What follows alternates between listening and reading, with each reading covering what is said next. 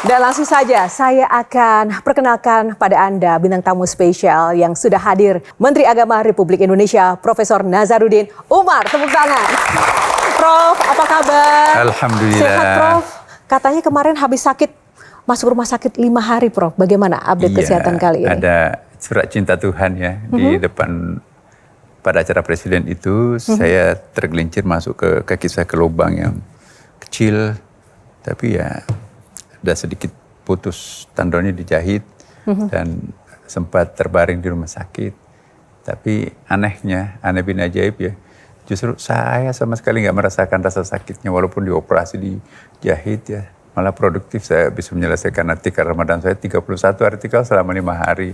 Kan saya harus nulis setiap hari di Rakyat Merdeka, kemudian juga Media Indonesia, kemudian Detikcom.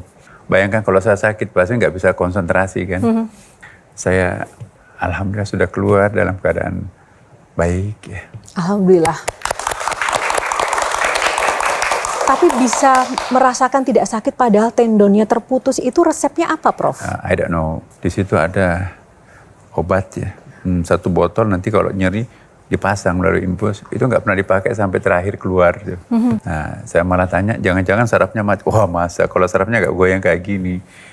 Jadi, this is very miracle of me, nggak tahu apa yang terjadi. Prof, terima kasih. Kali ini kita akan berbincang dengan suasana yang berbeda, tapi masih dalam suasana Ramadan. Tentu saja penuh kebahagiaan dan sukacita, Prof. Ada 9 box, nanti di dalamnya akan banyak topik, tapi Prof hanya memilih salah satu untuk segmen kali ini. Box nomor berapa yang akan Prof pilih untuk kita menggali lagi sosok Profesor Nazaruddin? Saya suka angka 9. Kita buka 9 untuk isinya apa? Ya? Toleransi.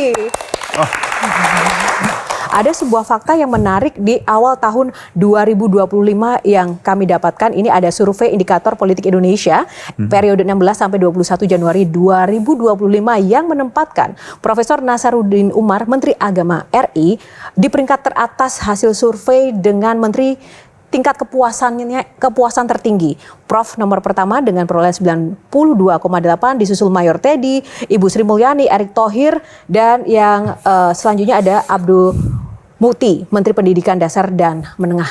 Profesor nomor 1 mengalahkan popularitas Menteri Keuangan yang biasanya di posisi teratas. Memangnya ada gebrakan apa sih? Allahu a'lam, saya juga nggak tahu karena saya juga nggak sadar ya. Ada 5 lembaga survei, semua menempatkan saya sebagai yang nomor pertama di situ ya. Padahal saya kok merasa belum berkeringat ya, juga merasa belum lari. Saya nggak tahu apa, tapi yang jelas bahkan sampai hari ini juga miracle buat saya kan, karena I feel I'm nothing, aku nggak ada apa-apanya. Ya mungkin kalau memang itu ada karena saya berangkat dari sebuah niat yang baik. Karena pertama itu saya menjadi menteri ini kaget aja ya, karena baru saya pulang dari Mesir waktu itu, baru mendarat, bahkan belum ganti baju, tiba-tiba hari Senin waktu itu saya ingat betul, baru sampai di rumah makan buka puasa lah. Pak Nazar, di mana? Saya di rumah, Mas. Diundang Pak Prabowo nanti jam 7. Loh, jam 6.15 saya buka puasa kan, berarti 45 menit saya harus menembus jarak kemacetan itu. Jakarta. Nah saya karena biasanya kalau diundang menteri itu hanya the only one tujuannya itu baca doa. Saya pikir mau baca doa gitu ya. Acaranya di mana? Di Kertanegara. Kertanegara itu saya tahu kan dalamannya tidak terlalu luas ya. Karena dulu saya pernah ngantor di situ juga sama beliau ya. Lalu begitu sampai seperti apa itu, Prof? Iya. Karena saya di Mesir itu ya, sudah ikuti juga perkembangan. Di internet kan sudah beredar tuh nama-nama menteri agamanya siapa, bahkan wakil menteri agamanya siapa. Saya pikir itu sudah permanen, tinggal formalitasnya aja. Jadi saya tidak pernah berimagine akan saya diminta jadi menteri agama. Jadi, nah itu juga hal yang khusus buat saya. Mungkin biasanya teman-teman saya dipanggil itu 5 menit ya. Ya. Saya hampir 1 jam diskusi pengalaman apa di luar negeri. Dan ternyata beliau itu juga nyambung. Saya suka juga geopolitik internasional, terutama dunia Islam ya. Saya baru mengikuti seminar-seminar di luar negeri juga. Terus saya nanya, maaf Pak, saya bisa bantu di mana?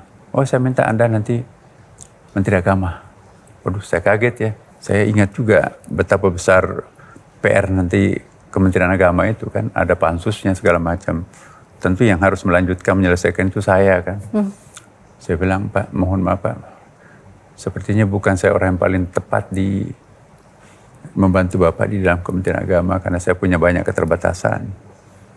Ya, kalau ada orang yang lebih baik dari saya Pak, saya siap di luar struktur pun juga kan Bapak yang bagi saya sangat berjasa dalam hidup saya nih Bapak.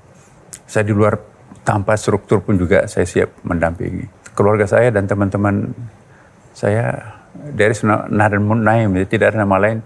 Anda yang disebut sudah. Terus saya tanya, Pak, bagaimana dengan posisi saya sebagai imam besar? Kan saya juga imam besar Masjid Istiqlal. Oh, nggak apa-apa. Saya ingat di ruangan itu ada Pak Dasko juga di sudut ya. Pak Dasko coba carikan cara bagaimana regulasinya nanti Pak Nasr tetap sebagai imam besar dan juga sebagai Menteri Agama dirangkap. Artinya menjadi Menteri Agama ini menjadi sebuah, maknanya bagi Bapak apa? Suatu beban, tantangan atau bagaimana Pak? Life is the challenge ya. Hidup itu adalah sebuah tantangan ya. Jadi saya suka tantangan. Karena tantangan itu bagi saya itu adalah sebuah batu loncatan untuk naik. Di mana ada ujian, di situ pasti ada janji kenaikan kelas. Jadi tanpa ada ujian jangan berharap ada kenaikan kelas. Saya anggap tantangan ujian itu sama, menantang kita untuk mengupgrade kita.